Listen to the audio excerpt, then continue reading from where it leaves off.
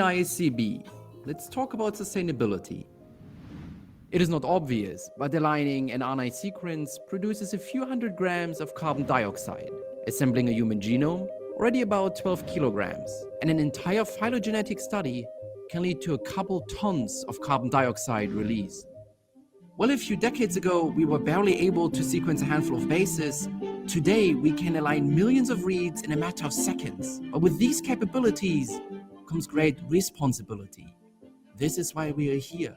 By optimizing our code, finding greener servers, or running jobs overnight. Even by selecting which data to include in a final analysis, we can reduce our footprint significantly. Our sustainability working group is here to help you, sharing best practices, resources, and connecting to those whose heart is beating for a greener future. So whether you want to exchange which carbon tracker works best, or you have questions about your workflow because you're quite new to the topic, this is your moment. Check us out, learn what we do, and join us, because together we can make the difference. The green ISCB. Let's talk about sustainability. I forgot about. It is not obvious, but aligning an RNA sequence produces a few hundred grams of carbon dioxide. Assembling a human genome. Hello, friends. How are we this morning?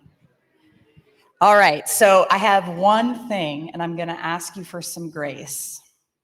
I know the internet is slow, but there's a lot of you. And I think we just have to take a moment and be grateful that we have internet.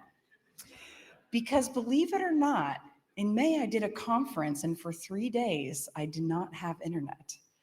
And you could imagine my anxiety. The data didn't work. I only had internet in my hotel room. So I know it's a little slow, but please bear with us. We're doing the best that we can to keep loading in that pipeline and upping our bits so that you can get access to whatever you need. But this morning, I want to talk a little bit about ISCB's green initiatives. In 2019, the ISCB Board of Directors started our Green Task Force. And then from there, we said, how can we do a better job about being environmentally sustainable for our conferences? So in 2024, we introduced the Green Challenges. Today is Wear Your Oldest T-Shirt Day. So for those who have dusted off the 1990s shirt or I believe last year we had someone that wore something from like 1981. Anyway, stop by the booth if you're wearing an older t-shirt, and you will get a little fun prize. And you can also be entered into the drawing for another prize to be awarded for wearing the oldest t-shirt today. Tomorrow, it looks like it's the single-use product. So if you brought your water bottle, stop by the ISCB booth and you can get a little sticker. We know we all love the stickers. And then Friday, it's back to reducing our carbon footprint. We also have the ISCB Grove. So I'm not sure if you're aware, but at the end of this conference, ISCB will be planting trees to help offset the carbon footprint of the conference.